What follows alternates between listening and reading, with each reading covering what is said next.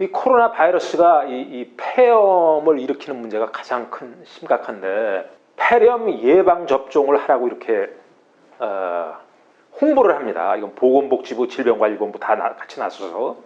그러면 폐렴 예방 접종이 얼마나 효과가 있을까 한번 보자고요. 이거는 2009년에 발표된 논문인데, 폐렴구균 백신은 폐렴을 예방하지 못한다고 그랬어요. 폐렴구균 백신을 맞고 부작용이 2만 5천 명 넘게 일어났고 무려 66명이 사망했습니다. 근데 계속 이거를 권장하고 있어요. 그리고 폐렴구균 백신에는 알루미늄이 함유되어 있어요. 알루미늄은 치매를 일으키는 요인 중에 하나라고요.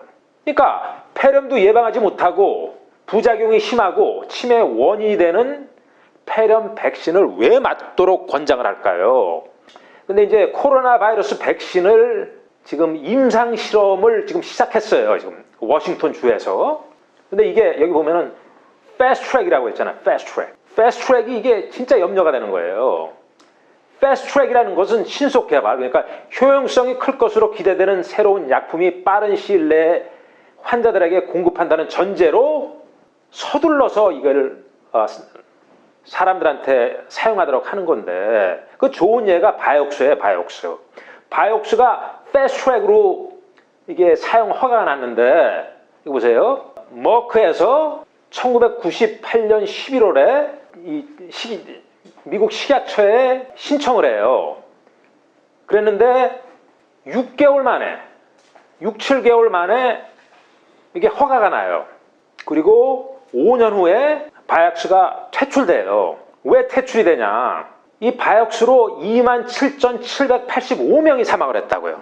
근데 저렇게 많은 사람이 사망한 원인이 심장 질환을 일으켰는데 머크는 이걸 알고 있었어요. 그래갖고 48억 5천만 불의 벌금을 내도록 결정이 났다고요. 근데 27,785명이 이 바이옥스 때문에 사망했다는 거를 동의를 한다고요, 이제 머크도. 근데 한 명도 그 회사에, 머크 회사에 누구도 처벌되지 않았어요. 그냥 저 벌금만 물고 끝났어요. 아니, 식당에서 음식의 문제로 한 명이라도 사망해봐요. 그 사람 깜빵 간다고요, 주인은. 근데 이렇게 많은 사람이 사망했는데도 아무 처벌을 받지 않은 거예요. 근데 이제 코로나 바이러스 백신이 저렇게 패스트 트랙으로 임상 시험을 하는데, 거기다가 또 문제가 있어요. 이게 동물 시험 없이 하는 거야. 동물 시험 없이. 보통 쥐나 페럿이라는 동물을 사용하는데 이거 없이 그냥 하는 거예요. 이 동물 시험을 하는 이유가, 예를 들어 쥐를 사용하는 게 짧은 시간에 이 부작용과 효율성이 나타나는 건데, 그거 없이 하는 거예요. 근데 이게 과연 없이 하는 건가? 아니면 뒤에서 이것을 해보고 그냥 사람한테 이게 하는 건지 이건 모르는 거예요. 또 하나의 문제는 플라시보 없이 하는 거예요. 그러니까 플라시보라는 게 이 약품의 안전성과 효율성을 검증할 때 그 약을 복용하는 그룹과 그다음에 그 약 성분이 없는 그 플라시보를, 그 그룹이 두 그룹을 비교를 한다고요. 근데 그거 없이, 비교하는 플라시보 없이 임상시험을 하는 거예요. 다른 약품을 이런 식으로 하지 않는다고요. 백신은 이런 식으로 해요. 그러니까 플라시보 없이 이걸 하면은 문제의 원인 파악을 제대로 할 수가 없는 거예요. 근데 여기 보면은 이 세 그룹이라고, 이게 세 그룹. 임상시험에 세 그룹이 있는데 한 그룹당 15명씩. 그래, 한 그룹은 25 마이크로그램, 둘째 그룹은 100 마이크로그램, 세 번째 그룹은 250 마이크로그램의 이 백신이 투입되는 거예요. 28일 동안. 그러니까 이 임상시험 자체가 어떻게 보면 엉터리라고 그럴까요? 아니면 사기라고 그럴까요? 이런 결과를 보고 어떻게 이게 백신의 안전성과 효율성을 증명할 수 있는 건지. 여기 네 가지의 문제가 있어요. 네 가지의 문제. 하나는 아까 말씀드렸지만 신속개발, 패스트트랙, 그게 문제고, 동물 실험 없이 하는 거가 문제고, 세 번째는 이 플라시보 없이, 그러니까 비교하는 그룹 없이 코로나 바이러스 백신 자체 문제가 네 번째예요. 이게 이 코로나 바이러스 백신의 문제는 예전에 시도한 거예요. 벌써 이거는 2006년도에 이게 사스 백신을 시도했는데 늙은 쥐한테는 그 예방이 한정돼 있고, 그보다 더 큰 문제는 면역 장애를 일으켜요. 면역 장애.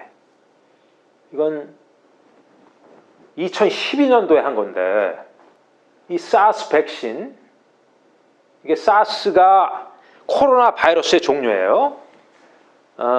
여기 보면은 항체는 만들어졌는데 문제는, 그러니까 이 백신을 맞은 쥐가 이 바이러스에 노출이 되면은 면역 장애가 일어나요. 어떤 문제가 일어나면 면역체가 과잉 반응을 하는 거예요.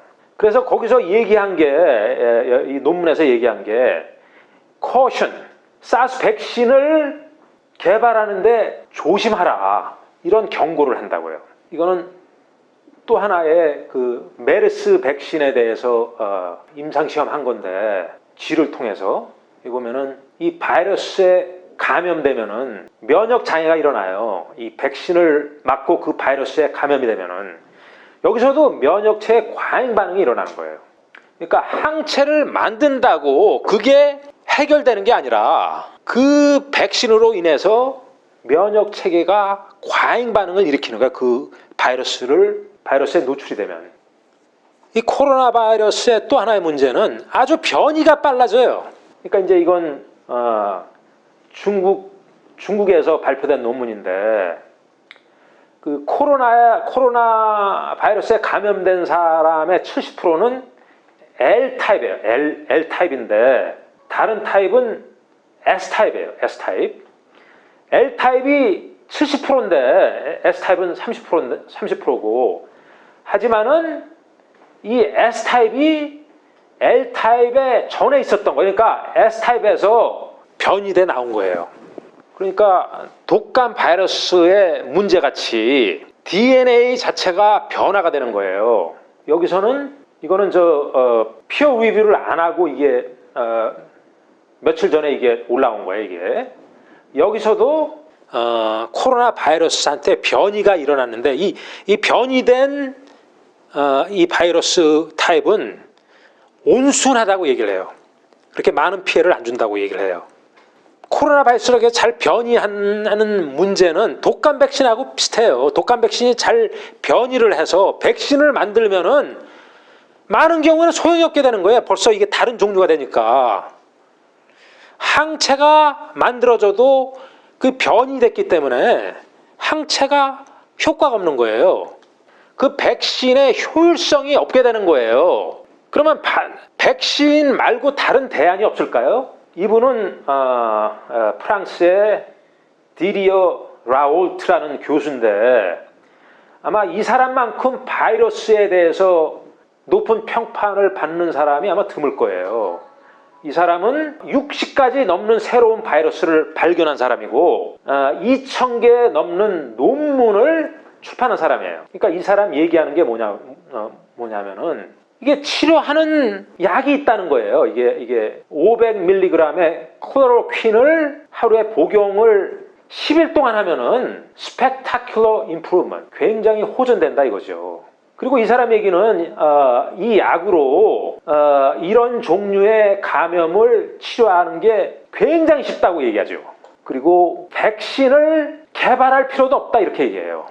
여기서는 사스 코로나 바이러스를 클로로킨으로 치료한다는 이 논문이죠. 치료해서 이 바이러스를 굉장히 치료가 잘 됐다, 이러한 논문이에요 이게. 여기서도 그 클로로킨을 사용했더니 그 쥐의 98.6%가 생존했다, 이걸 얘기하는 거죠. 이 논문에서는. 이 논문에서는 15mg per kg을 복용하면은 뭐 거의 다 100% 가깝게 생존을 하는 거죠. 하지만 이 클로로킨을 복용 안 하면은 6일 만에 100%가 죽어요. 그러니까 이게 굉장히 효과가 좋다는 얘기죠.